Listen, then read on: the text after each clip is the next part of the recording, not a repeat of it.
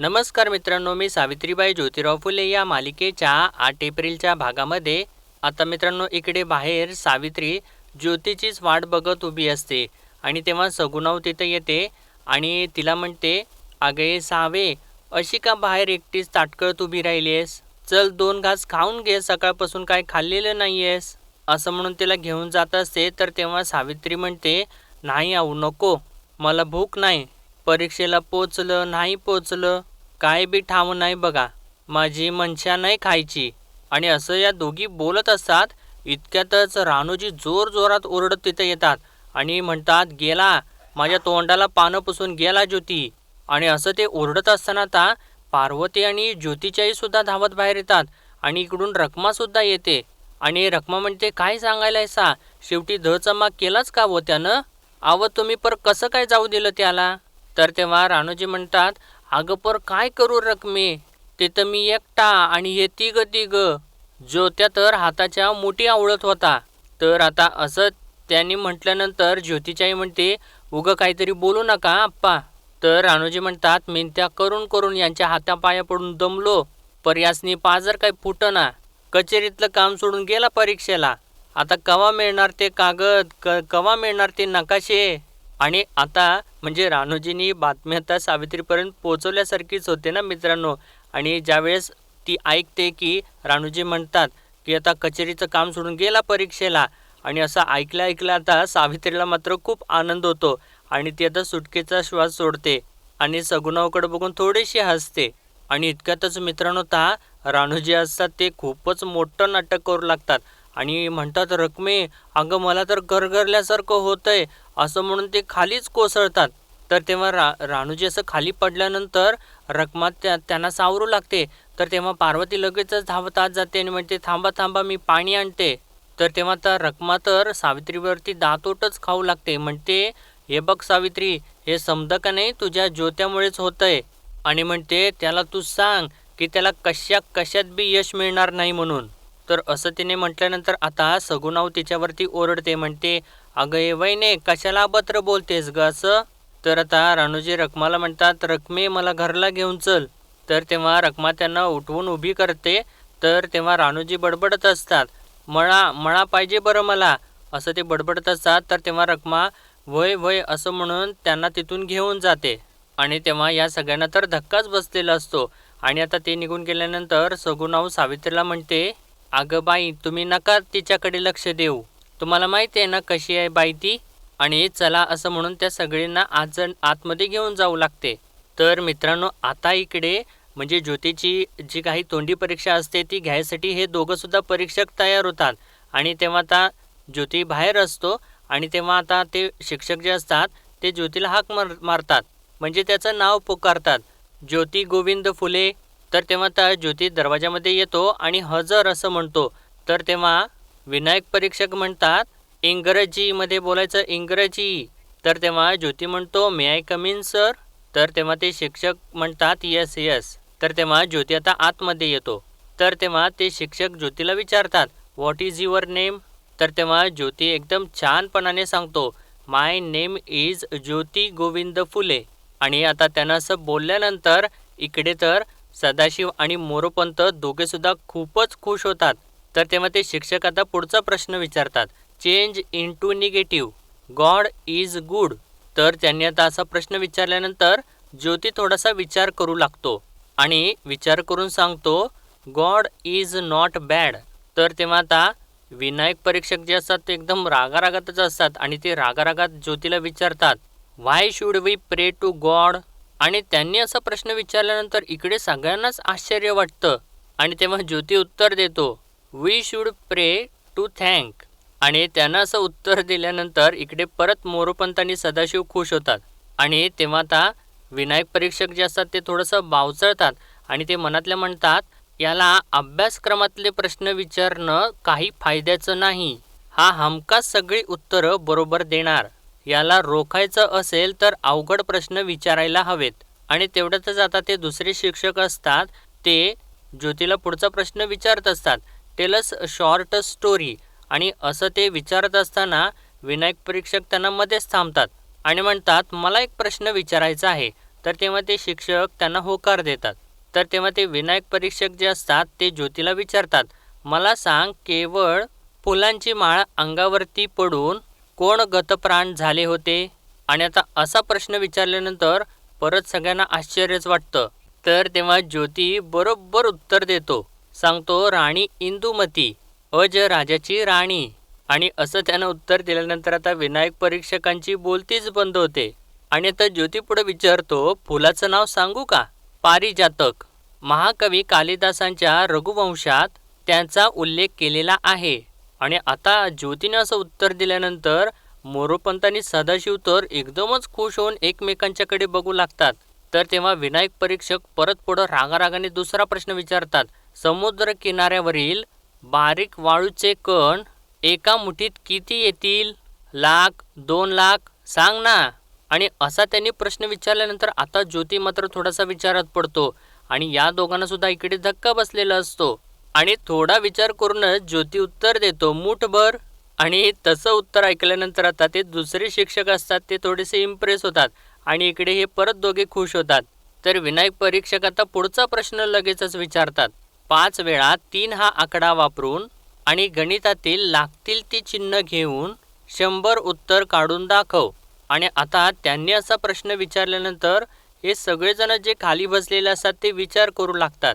तेव्हा ज्योती म्हणतो, ठीक आहे, मी फळाचा वापर करू शकतो. तर तेव्हा विनायक परीक्षक तशी परवानगी देतात, ते सुद्धा रागारागातच. आणि तेव्हा आता ज्योती पुढे जातो आणि खडू घेऊन फळ्यावरती लिहू लागतो. आणि पहिल्यांदा 3 आकडा हा काढतो आणि त्याच्या पुढं परत एकदा 3 काढतो, म्हणजे 33 असं लिहितो. आणि त्याला गुणिले 3 करतो आणि अधिक 3/3 असं करतो आणि बरोबर 100 असं लिहितो. आणि त्यानंतर त्याच्या खाली एक लांबडी रेष ओढतो आणि जाऊन परत विनायक परीक्षकांना म्हणतो, बरोबर आहे का बघा. तर तेव्हा ते दुसरे शिक्षक असतात ते म्हणतात, हो, उत्तर बरोबर आहे. आणि परत या दोघांना म्हणजे मोरोपंत आणि सदाशिवला त्या गोष्टीचं खूप आश्चर्य वाटलेलं असतं की ज्योती आता या परीक्षेत सुद्धा पास झाला. म्हणजे कितीही अवघड प्रश्न विचारू देत, ज्योती हा उत्तर देतच असतो मित्रांनो. तर आता विनायक परीक्षक जे असतात ते थांबायचं नावच घेत नाहीत. ते पुढचा प्रश्न एकदम अवघड असा विचारतात, कॉमन सेन्स हे पुस्तक कोणी लिहिले आणि केव्हा प्रसिद्ध झाले? तर तेव्हा आता ज्योती थोडासा विचार करतो आणि म्हणतो, माफ करा, पण हा प्रश्न अभ्यासक्रमातला नाहीये. तर तेव्हा विनायक परीक्षक म्हणतात, हे बघ, परीक्षक आम्ही आहोत, त्यामुळे काय प्रश्न विचारायचे ना ते आम्ही ठरवू. तुला उत्तर येतंय का याचं? कॉमन सेन्स हे पुस्तक कोणी लिहिलं आणि केव्हा प्रसिद्ध झालं? आणि आता तो प्रश्न विचारल्यानंतर इकडं जे ज्योतीचे विरोधक जे असतात ते सगळे खुश झालेले असतात, पण ज्योती मात्र खूप खोल विचारात पडलेला असतो. आणि इकडे मित्रांनो आता तोपर्यंत सावित्री जी असते ती सगुणाऊकडे येते, म्हणजे तिला पानं फुलं वगैरे घेऊन येते तिथं. आणि परत ती खोल विचारात पडते, म्हणजे ती ज्योतीचाच विचार करत ती हरवून गेलेली असते. आणि आता सगुणाऊ तिच्याकडे बघते आणि त्यानंतर आता सावित्री नाराज होऊन आतमध्ये चाललेली असते आणि ती निम्मे वाटेपर्यंत जाते. तर तेव्हा इकडे सगुणाऊ, आलाबाई ज्योती, असं मुद्दा म्हणून ओरडते. तर तेव्हा सावित्री लगेचच हसते आणि खुश होऊन बाहेर येते आणि म्हणते, कुठं आहेत, कुठं आहेत? आणि तेव्हा ती इकडं तिकडे ज्योतीला शोधत असते. तर तेव्हा सगुणाऊ तर हसत असते आणि म्हणते, कशी भरकन पुढालीस ग, आणि चेहरा तर किती खुल्ला, नवरा आलाय म्हटल्यावर गंमत केली ग. तर तेव्हा सावित्री चिडते सगुणावर आणि म्हणते, असं असतंय वय, कशा पायी केलं असं? तर सगुणाव म्हणते, अगं गंमत केली तुझी. तर सावित्री म्हणते, गंमत? जा बाया, माय बोलायचेच नाही तुमच्याशी, असं म्हणून ती रुसते थोडीशी. तर सगुणाव म्हणते, ज्योतीच्या काळजीनं बाई कसा झाला होता चेहरा एवढासा, काही खाई ना, पेई ना, बोल ना, आणि आता कसा खुलला चेहरा, म्हणून म्हटलं अगं जरा सूनबाईला हसवावं, खुलवावं. तर तेव्हा सावित्री म्हणते, नाही, आता ही आल्या बिगर काय बी नाही, परीक्षा कशी गेली ठावच नाही ना. तर सगुणाव म्हणते, चांगलीच केली असणार आहे, कशाला वाईट जाईल, ज्योती आहे तो अपयशी होऊन यायचा नाही बघ. तर सावित्री परत थोडीशी नाराज होते आणि म्हणते, मी आले, असं म्हणून ती आतमध्ये जात असते. आणि आता खरंच ज्योती तिकडून येतो आणि सगुणाव परत अगदी तशीच म्हणते, आला बाई ज्योती. तर तेव्हा सावित्री चिडलेली असते सगुणावरती आणि ती म्हणते, आऊ, मी अशी नाही फसायची परत. तर तेव्हा सगुणाव म्हणते, अगं खरंच आला, वळून तरी बघ. आणि तिकडून ज्योती खरंच आलेला असतो, पण त्याचा चेहरा मात्र मित्रांनो थोडासा पडलेला असतो. आणि तेव्हा सगुणव परत म्हणते, आला माझा ज्योत्या. आणि आता सावित्री मागे वळून बघते आणि आता तिच्या चेहऱ्यावरती परत खरं खुरं एकदम छान असं हसू येतं आणि डोळ्यात थोडंसं पाणीसुद्धा आलेलं असतं. आणि ती म्हणते, मालक. तर तेव्हा ज्योती मात्र नाराज चेहऱ्यानेच आलेला असतो. आणि तेव्हा सगुणव विचारते, ज्योत्या कशी होती रे परीक्षा? आणि तेव्हा ज्योती आला म्हटल्यानंतर आता सर्वजणच बाहेर येतात. दादासुद्धा बाहेर येतात, राजारामसुद्धा येतो. तर तेव्हा आता ज्योती काही न बोलता म्हणजे एकदम तो शांत झालेला असतो. सगुणव विचारत असते, पण तो तसाच खाली बसतो. आणि तेव्हा तो तसा खाली बसलेलं बघितल्यानंतर थोडे सर्वजण आश्चर्यचकितच होतात. आणि इतक्यातच आता ज्योती आल्याचं कळल्यानंतर इकडून राणोजी आणि रखमासुद्धा हळूच बाहेर येतात आणि सावकाश जाऊन त्यांचा कानोसा घेऊ लागतात. तर इकडे दादा परत ज्योतीला विचारतात, अरे लेकरा काय झालं? पण सगुणव मात्र खुशीतच असते आणि ती हसत हसतच विचारते, अरे ज्योत्या काय झालं परीक्षेचं? पण तरीसुद्धा अजून ज्योती शांतच असतो. तर राजारामसुद्धा विचारतो, ज्योती? तर आता सावित्री विचारते, अव सांगा की कशी होती परीक्षा? तर तेव्हा ज्योती आता सांगतो, खूप अवघड होती. आणि त्यांना असं आता बोलल्यानंतर आता सगळ्यांना धक्का बसतो. आणि इकडे राणोजी आणि रखमा मात्र खुश झालेले असतात. तर ज्योती आता पुढं म्हणतो, मला एकट्याला यांनी बाहेरचे प्रश्न विचारले, पुढचं आता खूप कठीण वाटते मला. आणि असं त्यानं सांगितल्यानंतर आता दादा डोक्यालाच हात लावतात आणि म्हणतात, अरे देवा. आणि तेव्हा सगुणव म्हणते, अरे बाबा कशाला असं बोलतोय? तर राजाराम म्हणतो, अरे मग कशासाठी केला एवढा आटापिटा? तर तेव्हा सावित्री म्हणते, अहो असं काय करताय, खरंच असं झालं का? तर तेव्हा ज्योती हो असं म्हणूनच तिला सांगतो आणि म्हणतो, मुद्दाम अवघड प्रश्न विचारले त्यांनी मला एकट्याला. आणि असं त्यानं सांगितल्यानंतर आता परत सगळ्यांना धक्का बसतो आणि इकडे राणोजी आणि रखमा मात्र भलतेच खुश होतात. तर तेव्हा दादा म्हणतात, एकट्याला? अरे तरी तुला सांगत होतो बाबा, ऐकलं नाहीस माझं? अरे बोल की आता घडाघडा. अरे ज्योती बोल की. आणि तेव्हा ज्योती इकडे तिकडेच बघत असतो आणि तो सावित्रीकडे जेव्हा बघतो तर तेव्हा सावित्रीच्या डोळ्यामधून तर आता पाणी यायला सुरुवात सुद्धा झालेली असते. आणि सावित्रीच्या डोळ्यातलं पाणी बघितल्यानंतर आता ज्योती खाली मान घालतो आणि हसू लागतो आणि परत थोडंसं सावित्रीकडे बघतो आणि मोठमोठ्याने हसू लागतो. तर दादा चिडतात अजून आणि म्हणतात, अरे काय झालं हसायला? तर तेव्हा पार्वती सुद्धा घाबरलेली असते खूप आणि विचारते, अव तात्या साहेब नक्की काय झालं? आम्ही सकाळपासून घास खाल्ला नाही व. तेव्हा ज्योती म्हणतो, काय? आणि पुढे सांगतो, प्रश्न अवघड होते पण. असं म्हणून थोड्या वेळ थांबतो आणि ज्यावेळेस आता म्हणजे त्याला तो क्षण आठवतो ज्यावेळेस विनायक परीक्षकांनी तो प्रश्न परत विचारलेला असतो. प्रश्न पुन्हा ऐक, कॉमन सेन्स हे पुस्तक कोणी लिहिलं आणि ते केव्हा प्रसिद्ध झालं? आणि मित्रांनो आश्चर्य म्हणजे त्या पुस्तकाचे लेखक जे असतात ते तर ज्योतीचे खूप आवडते असतात आणि ते पुस्तक तर ज्योतीने खूप वेळा वाचलेलं असतं. आणि तो आता उत्तर देतो, म्हणतो थॉमस पेन. आणि पुढे म्हणतो, थॉमस पेन याने 1776 साली कॉमन सेन्स हे पुस्तक लिहिलं. आणि असं उत्तर त्याने सांगितल्यानंतर विनायक परीक्षकांना तर खूप मोठा धक्का बसतो आणि ते दुसरे शिक्षक असतात ते सुद्धा आश्चर्यचकित होतात की या प्रश्नाचं उत्तर सुद्धा ज्योतीला माहिती असतं. तर तेव्हा आता विनायक परीक्षक पुढे विचारतात रागारागात, का लिहिलं?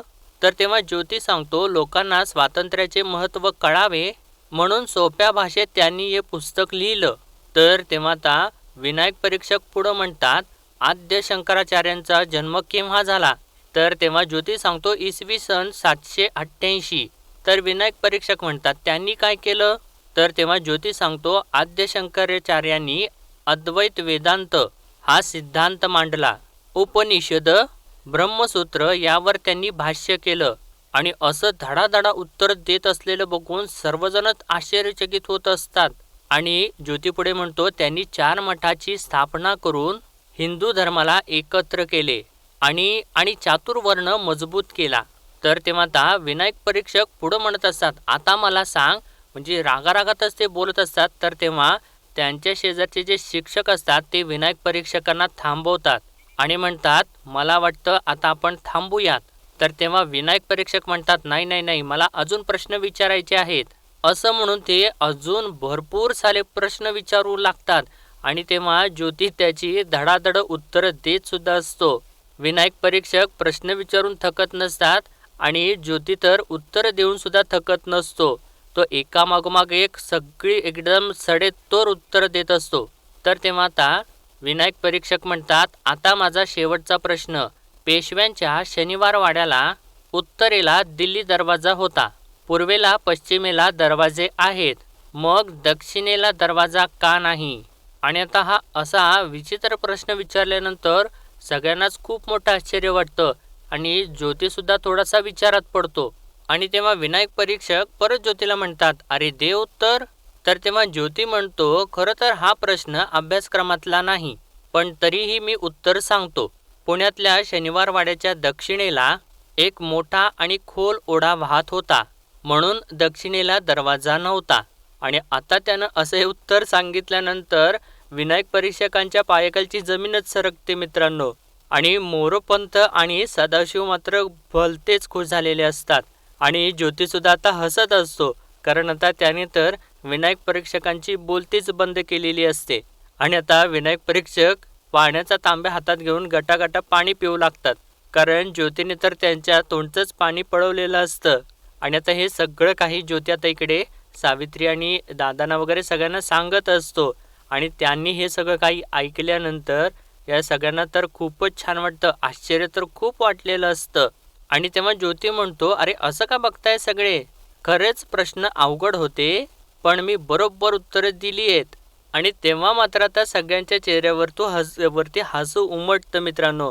सावित्रीसुद्धा हसू लागते, पण तिच्या डोळ्यात थोडंसं पाणी असतं, कारण ती हसत सुद्धा असते. आणि इकडे पार्वतीसुद्धा हसत असते. पण राणूजी आणि मात्र आता रखमा जे असतात त्या दोघांचा आता हिडमूस झालेला असतो, कारण त्यांना जे पाहिजे असतं ते इथं काही घडलेलंच नसतं. तर तेव्हा सगुणाव तर खूपच खुश होते आणि म्हणते, माझा ज्योत्या ग ज्योत्या, असं म्हणून ती हसत असते. तर आता इकडं राणूजी रखमाला म्हणतात, ह्यो ज्योत्या समद्यांच्याच तोंडाला काळोखं फासणार. आणि मित्रांनो आता हे सगळं काही असं चाललेलं असतं. आणि त्यानंतर रात्री आता विनायक परीक्षक जे असतात ते गंगाधर शास्त्रींच्याकडे आलेले असतात. आणि तेव्हा गंगाधर शास्त्री तर खूपच चिडलेले असतात त्यांच्यावरती. तर तेव्हा विनायक परीक्षक म्हणत असतात, पंत ऐकून तरी घ्या. तर तेव्हा गंगाधर शास्त्री म्हणतात, मुळात उशीर झाला होता तर त्याला वर्गात बसू द्यायचे नव्हते. इतक्यातच आता त्यांची बायको तिथं येते आणि विनायक परीक्षकांना म्हणते, आमचे हे किती आटापिटा करतायत सर्वांच्या भल्यासाठी, मग त्यांना तुम्ही साथ नको का द्यायला? एकट्याने किती आणि कुठे कुठे लक्ष द्यायचे? तर तेव्हा गंगाधर शास्त्री म्हणतात, अरे सावध व्हा, शास्त्राचे पावित्र्य जपा. एक लक्षात ठेवा, मोठ्या संघर्षानंतर आपण इथवर आलोय, म्हणून नेहमी वामन अवतार आठवायचा, नेहमी परशुरामाचा पराक्रम आठवायचा. तर तेव्हा विनायक परीक्षक एकदमच म्हणतात, आता उद्या लेखी परीक्षा आहे. तर तेव्हा गंगाधर शास्त्री म्हणतात, म्हणजे आपल्याकडे अजून एक संधी आहे तर? तर विनायक परीक्षक म्हणतात, मी करतो प्रयत्न. तर गंगाधर शास्त्रींची बायको म्हणते, करा, अगदी निक्षून प्रयत्न करा, माझे पती आहेत म्हणून नाही, तर असा ज्ञानी नरक म्हणून तुम्हाला परत सापडणार नाही. तर गंगाधर शास्त्री म्हणतात, हे बघ विनायका, उद्या चतुर्थी आहे, उद्या महागणपतीला चांदीचा मुकुट अर्पण करायचा आहे, तेव्हा तू, असं म्हणून त्याला सर्व काही समजावून सांगू लागतात. आणि ते ऐकत असताना विनायक परीक्षक तर खुश होत असतो. आणि तेव्हा त्यांची म्हणजे गंगाधर शास्त्र्यांची बायकोसुद्धा खुश होत असते. आणि इकडे तर मात्र मित्रांनो ज्योती परत अभ्यास करत बसलेला असतो आणि तो अभ्यासामध्ये खूप गुंगून गेलेला असतो. आणि त्याचे डोळे आता खूप थकलेले असतात. तर तेव्हा तो डोळे सारखे सारखे मधून घट्ट मिटत असतो. आणि तेव्हा सावित्री येऊन ते सर्व काही दरवाजामध्ये उभं राहून बघत असते. आणि तेव्हा ज्योती आता थोडंसं पेन वगैरे बाजूला ठेवतो आणि डोळे बंद करून असा बसलेला असतो. तर तेव्हा सावित्री आतमध्ये येते आणि डेऱ्यातलं पाणी घेते आणि ज्योतीला जाऊन ती पाणी देते. तर तेव्हा ज्योती तिच्याकडे बघतो आणि म्हणतो, तुला कसं काय कळलं की मला पाणी हवं आहे? इतक्या दिवस माझ्या मनातलं समजत होतं, आता पोटातलंही समजायला लागलंय. तर तेव्हा सावित्री तर त्याच्याकडे बघून छान अशी हसत असते. आणि तेव्हा ज्योती आता पाणी घेतो आणि पाणी पिऊ लागतो. आणि त्यानंतर पाणी पिऊन झाल्यानंतर ज्योती पेन्सिलला धार लावत असतो. आणि तेव्हा त्याला टोक लावत असताना सावित्री तर त्याच्याकडे आश्चर्यानेच बघत असते. आणि सावित्री विचारते, अहो हे काय हो? तर तेव्हा ज्योती सांगतो, बोथट झाला होता, त्याचा टोकदारपणा महत्त्वाचा. आणि म्हणतो, जसं तलवारीचं पातं असतं ना, ज्याला चहाडेवरती घासून धार आणावी लागते, तशीच ही विद्यार्थ्यांची लेखणी विचारांच्या पात्यावरती घासून त्याला धार करावी लागते. आणि म्हणतो, सावित्री नव्या युगाचं शस्त्र आहे हे. तर तेव्हा सावित्री आता ते सगळं ऐकल्यानंतर मनात म्हणते, हे एकलेच शिक्षणासाठी लढतायत, कोणाची बी साथ नाही यांना. आणि तेव्हा सावित्री विचारात पडलेली बघून ज्योती तिच्याकडे बघत असतो आणि तिला विचारातून बाहेर काढून म्हणतो, सावित्री काय झालं? तेव्हा सावित्री सांगते, अवास कानावर आले की त्या गंगाधर पंथांनी तांबाटा इथून मोठं घंगाळ आणून ठेवलंय. तर तेव्हा ज्योती म्हणतो, आणू देत, तुझा माझ्यावरती विश्वास आहे ना? तर तेव्हा सावित्री म्हणते, अव स्वतःपेक्षा जास्त. तर तेव्हा ज्योती म्हणतो, पण यापुढे माझ्यासाठी उपाशी राहायचं नाही. तुझा आत्मविश्वास हीच माझी ताकद आहे सावित्री. तूच जर कमकुवत झालीस तर मी कोणाच्या आधाराने लढू? आणि असं तो सांगत असताना सावित्रीच्या डोळ्यामधून परत पाणी येतं. तर तेव्हा ज्योती तिच्या हातावरती हात ठेवतो आणि इशाऱ्याने तिला डोळ्यातलं पाणी पुसायला सांगतो. तर तेव्हा सावित्री आपल्या डोळ्यातलं पाणी पुसते आणि हसू लागते. तर तेव्हा ज्योती म्हणतो, आता उद्या उत्तर पत्रिका, हा बोरू आणि मी, घमासान युद्धच. आणि आता काय लिहू आणि किती लिहू असं झाले मला सावित्री. आणि तेव्हा ज्योतीनं असं म्हटल्यानंतर सावित्री तर आता खुलून खुलून हसू लागते आणि त्यानंतर करा अभ्यास असं म्हणते आणि ज्योती आता परत अभ्यास सुरुवात करतो. आणि मित्रांनो, आता त्यानंतर दुसऱ्या दिवशी सकाळी जेव्हा ज्योती चाललेला असतो आणि त्याच्या हातामध्ये पुस्तकं असतात आणि मुद्दामूनच आता राणूजी तिथून बाजूला त्याची वाट बघतच उभे असतात. आणि ज्यावेळेस आता ज्योती बाहेर येतो तर तेव्हा मुद्दामूनच ते आता धावत धावत येतात आणि त्याला धक्का मारतात. आणि तेव्हा ज्योतीच्या हातामधली पुस्तकं सगळी खालीच पडतात. तर ज्योती म्हणतो, अहो काय हे? आणि ज्यावेळेस त्याचं सगळं काही साहित्य पडतं तर तेव्हा मागून रखमा हळूच ज्योतीचा जो बोरू असतो तो पायाने बाजूला सरकवते. तर तेव्हा राणूजी लगेचच खाली बसतात आणि म्हणतात, अरे साहेबांचं साहित्य पडलं असं म्हणून ती सगळी काही पुस्तकं गोळा करून ज्योतीच्या हातात देतात. तर तेव्हा ज्योती म्हणतो, द्या, मी परीक्षेला चाललोय हो. तर तेव्हा राणूजी म्हणतात, असं वय, मला वाटलं इंद्रावरती स्वारी करायला निघालास का काय? तर तेव्हा ज्योती म्हणतो, परीक्षा पास झालो ना तर तेही करीन. तर तेव्हा राणूजी म्हणतात, करशील बाबा करशील, तुझा काही नेम नाही, त्यात गायब व्हायची विद्या बी तुला अवगत आहे. तर तेव्हा ज्योती विचारतो, म्हणजे? तर तेव्हा राणूजी म्हणतात, अरे कचेरीतनं गायब झाला नाहीस का? आणि आम्ही बसलो हात सोडत. हां, पर आज सोडणार नाही. तर तेव्हा रखमा म्हणते लगेचच, ज्योती जरा जा की यांच्या संगट आणि जरा परीक्षा तुझी बाजूला राहू दे. हां. तर तेव्हा ज्योती म्हणतो, परीक्षा बाजूला राहू दे, मला नाही जमणार, मला जावं लागेल. तर तेव्हा रखमा म्हणते, हाय का आता काय पोरगाय? आणि असं हे बोलत असताना दादा आणि ज्योतीची आई तिथं आलेले असतात. तर तेव्हा राणूजी म्हणतात, अरे दादा तू तरी सांग याला, मला लवकर मोकळं कर यातनं, जप्ती व्हायच्या अगोदर मला मळ्याची वाटणी दे. तर तेव्हा ज्योती म्हणतो, हे बघा आप्पा, जप्ती येवो न येवो, मी परीक्षा झाल्याशिवाय कशालाही हात घालणार नाही आणि जातो मी, असं म्हणून काही न बोलता त्यांना तिथून तो निघून जातो. तर तेव्हा रखमा त्याला थांबवायचा प्रयत्न करत असते पण ज्योती काही ऐकत नाही आणि तिथून तो निघून जातो. आणि रखमा म्हणते, काय पोरगाय ऐकत नाही असं म्हणून परत परत त्याला हाक मारत असते. तर ज्योती तिथून निघूनच जातो. तर रखमा आता ज्योतीच्या आईला म्हणते, अगं चिमणा जरा सांग की ग. आणि त्यानंतर आता सगळा असा काही दंगा करून राणूजींना म्हणते, चला आपण जाऊ घरला, ऐकत नाही काय नाही असं म्हणून हे दोघे आता तिथून निघून जातात. तर तेव्हा दादा आता काळजीत पडतात आणि म्हणतात, देवा पांडुरंगा सांभाळ र बाबा. तर तेव्हा ज्योतीची आई म्हणते, अहो जाऊ द्या हो, तसं बी मळ्याचा आणि आप्पांचा काही संबंध नाही, बरं झालं ज्योती गेला ते, आणि तुम्ही चला न्याहारी करून घ्या, मळ्यात बी जायचं आहे नवं. तर तेव्हा दादा म्हणतात, मला आत्ता न ग, मळ्यातच पाठव असं सांगून ते आता मळ्याकडे निघून जातात. आणि तेव्हा सावित्री तर ते सर्व काही बघत तिथेच उभी असते. आणि त्यानंतर ज्योतीची आई तिथून आतमध्ये निघून जाते आणि सावित्रीसुद्धा आतमध्ये चाललेली असते. आणि जेव्हा तिचं लक्ष तिथे खाली जातं आणि तिला तो बोरू दिसतो, म्हणजे रखमाने जो आपल्या पायाने बाजूला सरकवलेला असतो आणि तो ज्योतीकडे दिलेला नसतो, मुद्दामून तिने तसं केलेलं असतं, आणि तो बोरू आता सावित्रीला दिसतो. आणि तो बोरू बघितल्यानंतर सावित्रीला तर धक्काच बसतो. आणि तेव्हा आता तिला ज्योतीचे शब्द आठवतात.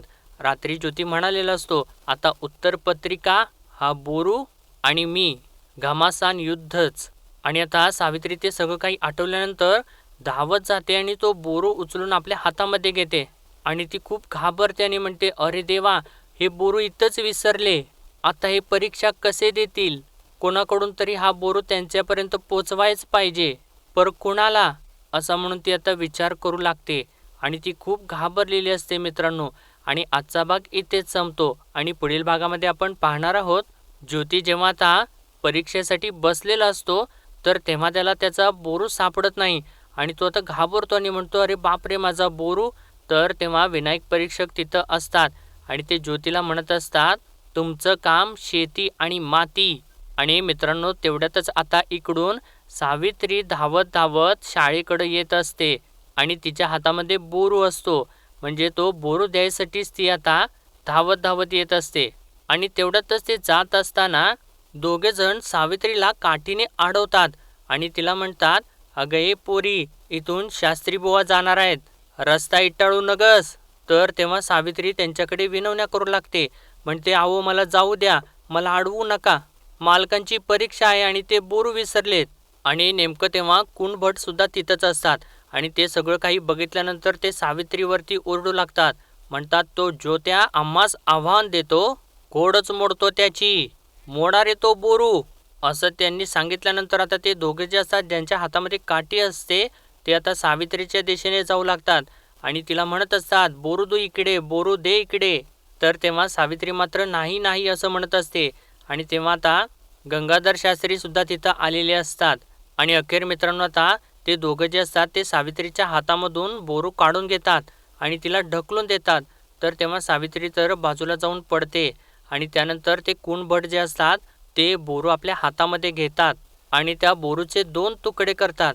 पण सावित्री त्यांच्याकडे विनवण्या करत असते, हात जोडत असते, पण ते कुणाचं काही एक ऐकत नाहीत आणि बोरूचे 2 तुकडे करतात आणि सावित्रीच्या दिशेने फेकून देतात. तर तेव्हा सावित्री तो तुटलेला बोरू हातामध्ये घेऊन रडू लागते आणि तिला खूप त्रास होत असतो मित्रांनो. तर मित्रांनो आजच्या पुरतं एवढंच आणि भेटूया परत उद्याच्या भागामध्ये. तोपर्यंत आपल्या व्हिडिओला लाईक, शेअर आणि सबस्क्राईब नक्कीच करा. धन्यवाद.